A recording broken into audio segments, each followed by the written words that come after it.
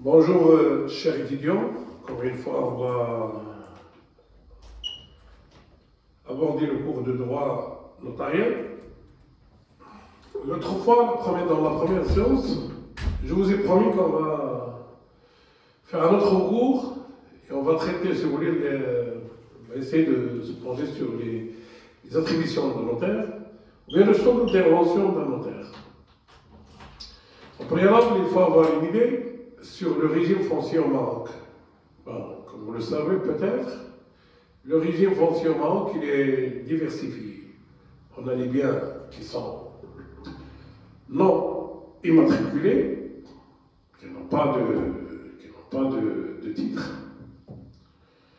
Et on a des biens qui sont en cours d'immatriculation. Et bien sûr, il y a les biens immatriculés. Donc, cette diversité de ces régimes pose un problème pour le notaire. Il pose un problème pour le notaire, aussi bien pour son devoir de conseil que pour son champ d'intervention dans les différents régimes immobiliers. Ce qui pose problème, c'est que ça ne pose pas problème, mais pas mal de notaires, si vous les demandez, si vous les dites, est-ce que vous avez le droit d'établir un acte sur un bien non immatriculé? Il va vous répondre non, on n'a pas le droit. Il y en a certains qui vous diront, ah oui, mais on ne veut pas avoir des problèmes. On a le droit, mais on ne veut pas avoir des problèmes. Donc, si vous faites un sondage entre les notaires, vous les posez des questions, comme je vais vous expliquer, vous aurez une pluralité de réponses. Pluralité de réponses qui disent entre oui et entre non. Il ne faut pas oublier qu'il y a une pratique, presque une pratique. Moi, je dirais bien une pratique erronée qui s'est établie entre les notaires, comme quoi le notaire n'a pas le droit de dresser, d'établir un acte sur un bien non immatriculé. Chose qu'on peut la comprendre en 1925, parce que la plupart, la majorité, presque la totalité des notaires étaient les Français. Donc ils ne comprenaient pas l'arabe, ils ne pouvaient pas instaurer des actes sur des biens non immatriculés. Qu'est-ce qu'il exigeait à l'époque? Et les notaires l'ont irrité malheureusement. Qu'est-ce qu'il exigeait à l'époque? Si quelqu'un se présente par devant notaire pour établir un acte sur un bien non immatriculé, il prend les actes de Mulkiya, ou bien des actes de propriété, et il les dépose à la conservation foncière et obtient et essaie d'obtenir, si vous voulez, un numéro de réquisition d'immatriculation. Pourquoi? Parce qu'à l'époque, il y avait des traducteurs assermentés qui ont été dans les conservations foncières, qui leur rôle consiste à traduire un acte annulaire en un acte, plutôt de traduire en arabe, de l'arabe au français. Et les conservateurs, la majorité, la totalité des conservateurs étaient des conservateurs français. Donc, un bien qui était en cours un non immatriculé, pour que le notaire puisse établir un acte sur ces biens, il faut préalable qu'il passe par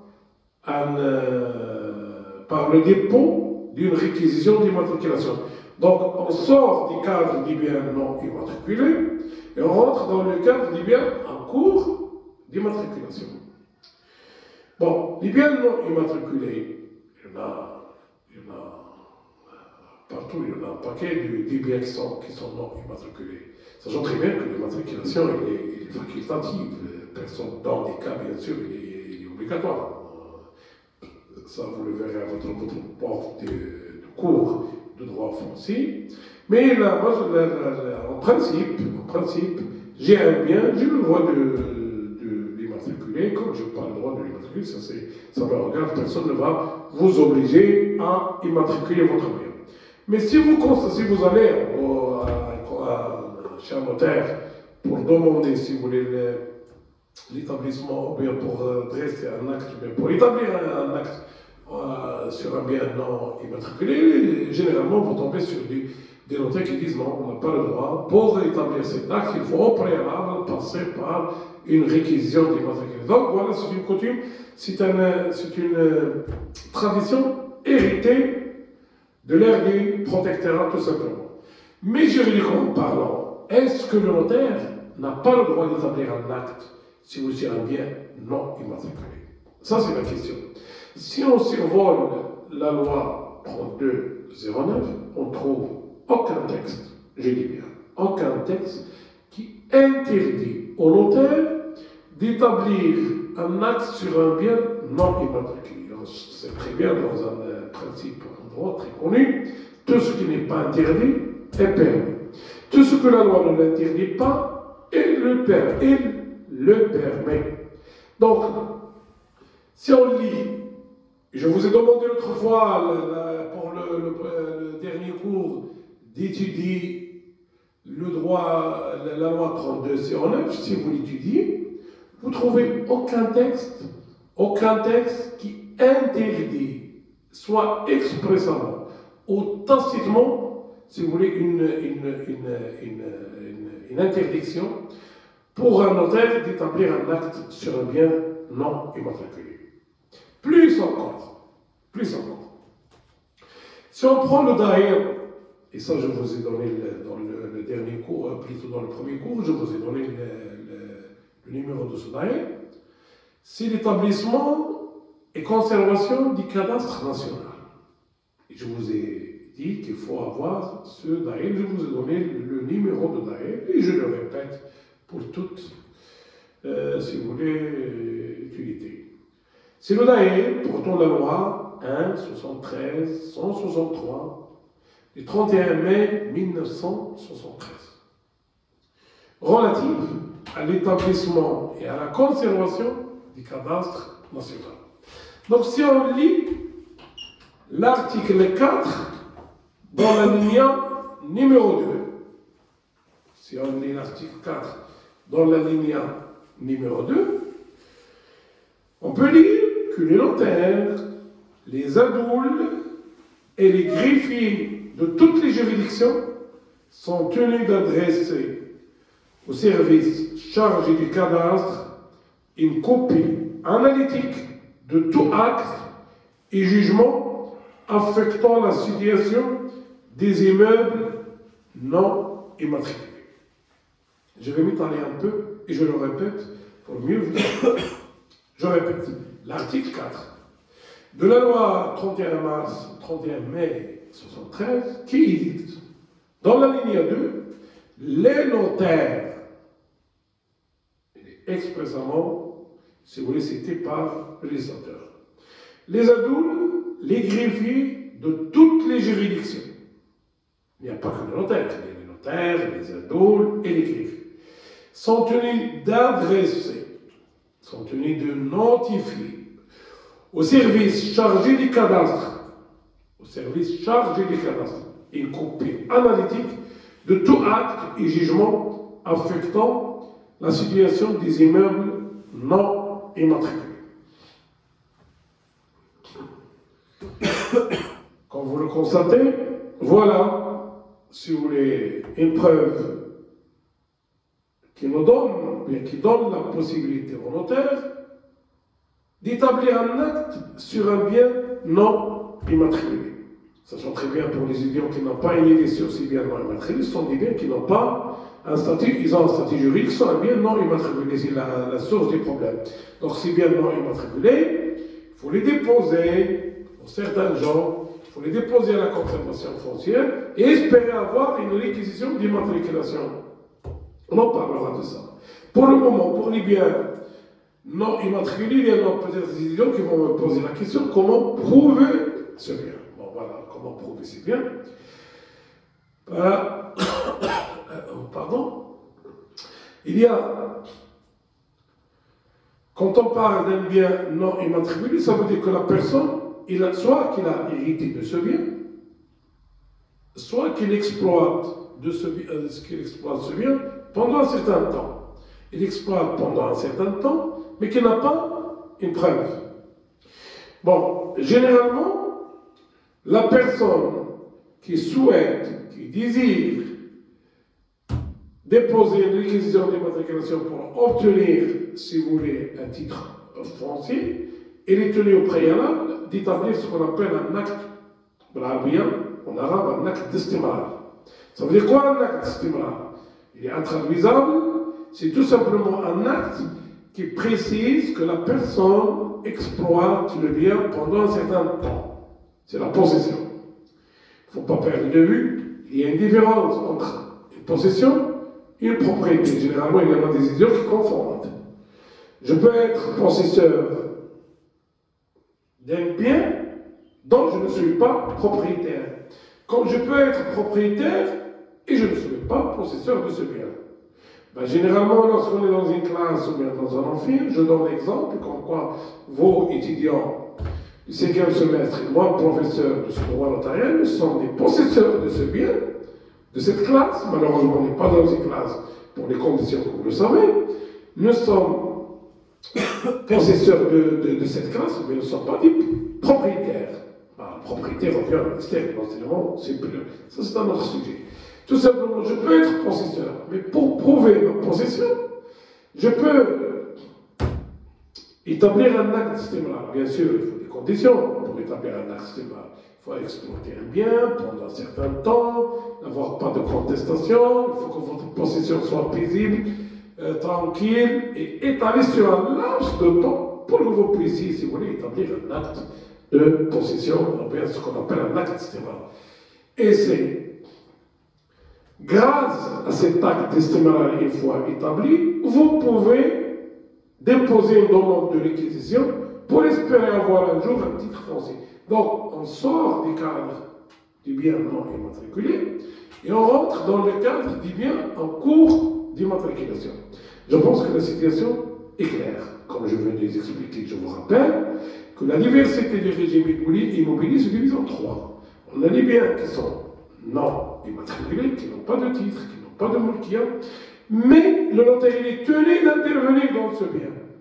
Mais s'il n'est pas négligence ou bien par ignorance, ou bien par peur, par contrainte, parce qu'il a peur. Parce que les notaires ici au Maroc, je le dis, j'ose le dire, ils prennent peur, ils risquent, ils craignent, si vous voulez, les poursuites. Ils sont très bien que la validité, ou bien l'authenticité d'un acte, d'un acte notarial, cet acte peut être détruit par la suite. Je vous donnerai un exemple tout simplement. Sachant très bien que le notaire, pour lui, il faut absolument que le bien soit en cours d'immatriculation. Moi, je vous donne un exemple. Quelqu'un qui a déposé une réquisition d'immatriculation, moi je dépose une réquisition d'immatriculation, et je vous contacte pour vendre mon bien. On peut aller voir un notaire, bien sûr le notaire il est sûr de lui, parce que dans sa tête, il va intervenir sur un bien en cours d'immatriculation. Bon, admettons que vous êtes acheteur, que vous avez acquis ce bien en cours d'immatriculation. Ben, un bien en cours d'immatriculation la réquisition peut être tombée par une opposition bien fondée. Un bien en cours d'immatriculation peut tomber sur des oppositions. Il y en a par exemple des oppositions qui sont partielles, des oppositions totales, et ça j'espère que vous avancez avec votre prof de cours de droit foncier. Une opposition peut frapper la procédure d'immatriculation, peut frapper la réquisition d'immatriculation. Bon, admettons qu'après que le dossier a été transmis au tribunal, le tribunal finalement il a décidé que l'opposition est bien fondée. Ben, si l'opposition est bien fondée, la réquisition sera annulée par la suite. Et l'acte de notarié est nul, ça ne vaut rien. du moment que la réquisition elle est déclarée nulle par la justice. Donc, c'est pour cette raison qu'il est très difficile, par exemple, de dire qu'un acte notarié, bon, il y en a des gens qui disent que voilà, une fois que je contacte un notaire, je charge un notaire de rédiger l'acte, voilà, je suis à l'abri de toute contestation. Non, un acte notarié, je le répète très bien, l'acte notarié, peut-être, ce n'est pas l'acte lui-même qui est détruit, mais c'est la réquisition d'immatriculation qui est détruite par la déclaration de l'opposition. L'opposition bien fondée. Parce que on dépose une réquisition d'immatriculation, le bien ne sera pas gelé. La personne peut le vendre, peut l'hypothéquer, il peut le louer, ce n'est pas la non-fétéose, comme on verra, si vous voulez, dans le cadre du droit réel, Inch'Allah, pour le 6e semestre. Donc, ce droit-là, cet acte qui a été inscrit dans le cadre, mais qui a été... Et là, encore, je vous invite la prochaine fois de lire, parce qu'on aura l'occasion d'étudier le dépôt de l'acte sur une réquisition d'immatriculation, qui sera l'objet du cours du 3e cours. Moi, je vous invite à lire l'article 83 et 84 du Code foncier. Il faut les lire attentivement. La prochaine fois, Inch'Allah, dans le cours prochain, on va aborder, si vous voulez, le dépôt de l'acte, parce qu'il faut d'abord que vous vous familiarisiez avec la terminologie du code foncier. On parle de dépôt lorsqu'il s'agit d'une réquisition d'immatriculation. On parle de l'inscription lorsqu'il s'agit d'une inscription d'un acte sur le titre foncier. Donc, même en arabe, on fait la distinction entre ce qu'on appelle en arabe l'idée, le dépôt. On dépose un acte. On parle de l'inscription, un tri, lorsqu'il s'agit d'une inscription sur le titre foncier. Donc, il faut bien peser vos mots quand vous parlez, ou bien quand vous écrivez, il faut bien, si vous voulez, écrire correctement. Lorsqu'il s'agit d'une réquisition d'immatriculation, on ne parle pas d'inscription. Je le répète, et je le répète encore pour la énième fois. On parle d'un dépôt de l'acte. On verra dans le prochain cours, si vous voulez, les conditions pour déposer un acte sur la réquisition d'immatriculation. Mais quand il s'agit d'un bien immatriculé, on ne parle plus du dépôt de la réquisition, on parle de l'inscription. L'inscription des droits. Bien sûr, le notaire, il est tenu, ou bien rien n'empêche, comme on veut le voir, rien n'empêche qu'un notaire peut établir un acte sur un bien non immatriculé. Sachant très bien qu'il y en a des notaires qui, même auparavant, avant la nouvelle loi, ne pouvaient pas, ou bien croyaient qu'ils n'ont pas le droit, ou bien qu'ils n'avaient pas le droit de dresser, par exemple, un testament. Un testament, je le répète, un testament, c'est un acte par lequel une personne teste au profit d'une portion de ses parts. Bon, regardez le paradoxal. Le notaire au Maroc, il rédige un testament entre un Français et un autre Français, mais dans sa tête, il n'avait pas le droit de dresser un testament entre les musulmans. Ce n'est que la nouvelle loi qui a donné la possibilité, si vous voulez, au notaire de dresser, pas il l'a donné, mais il a mentionné expressément qu'en quoi la nouvelle loi, la loi 3209, donnait la possibilité au notaire de dresser le testament. Donc, le champ d'intervention des adultes, il ne sera pas question ici de dire la fonction des adultes, le champ d'application ou bien d'intervention des adultes, moi je le trouve que c'est plus large que celui d'un notaire. Donc, il faut absolument que certains notaires changent de position parce que je peux, par exemple, me servir, ou bien je peux demander au notaire d'authentifier un acte, si vous voulez, établi entre nous, et sachant très bien que le bien, il est non immatriculé.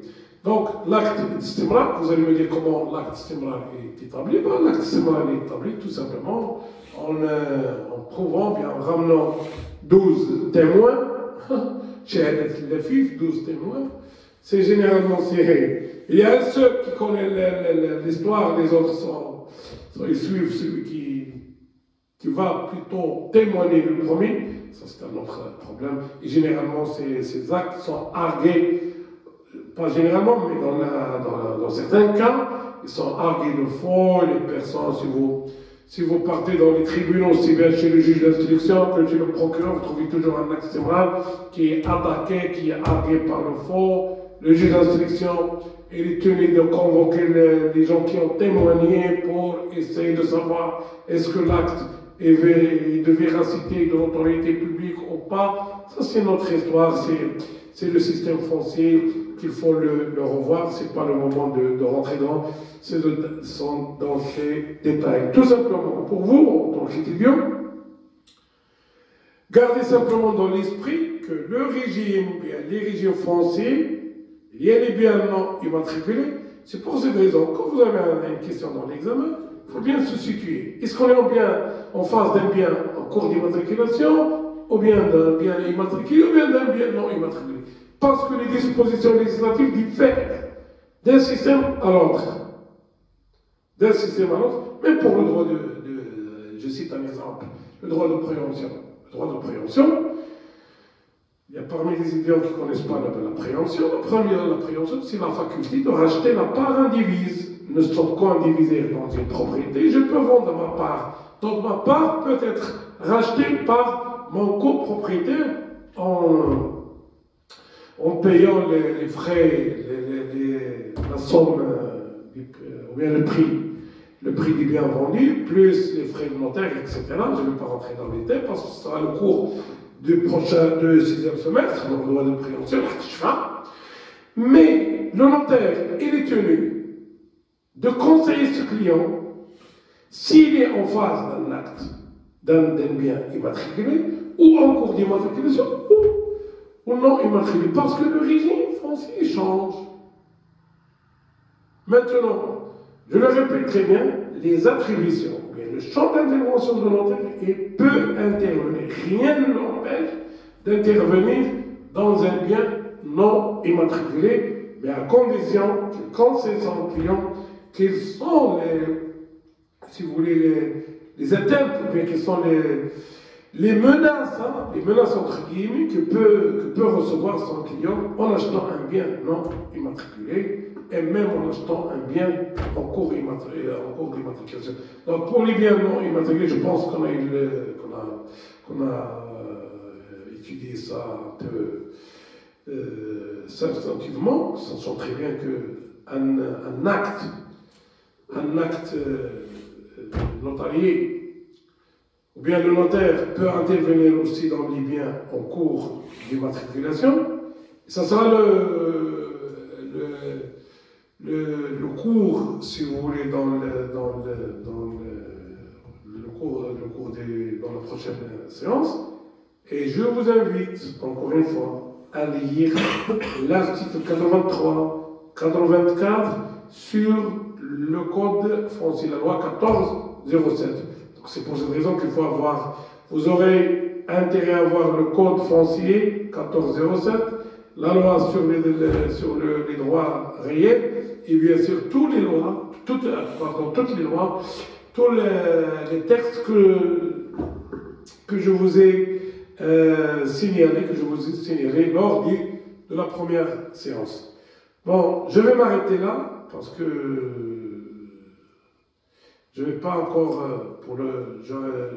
je laisse les biens en cours d'immatriculation pour la semaine prochaine. J'attire votre attention, vous aurez presque 2 cours à 3 cours par semaine. Et j'espère qu'on avance dans le cours des droits notariels, sachant très bien que vous avez avec moi 2 matières, le droit notariel et les successions. Pour les successions, j'espère que vous avancez encore bien. Pour vos questions, vos questions pour les droits successoraux. Je vais réserver une séance et je vais vous répondre, si vous voulez, sur vos questions concernant le droit successoral. Je vous souhaite une bonne journée et à la prochaine.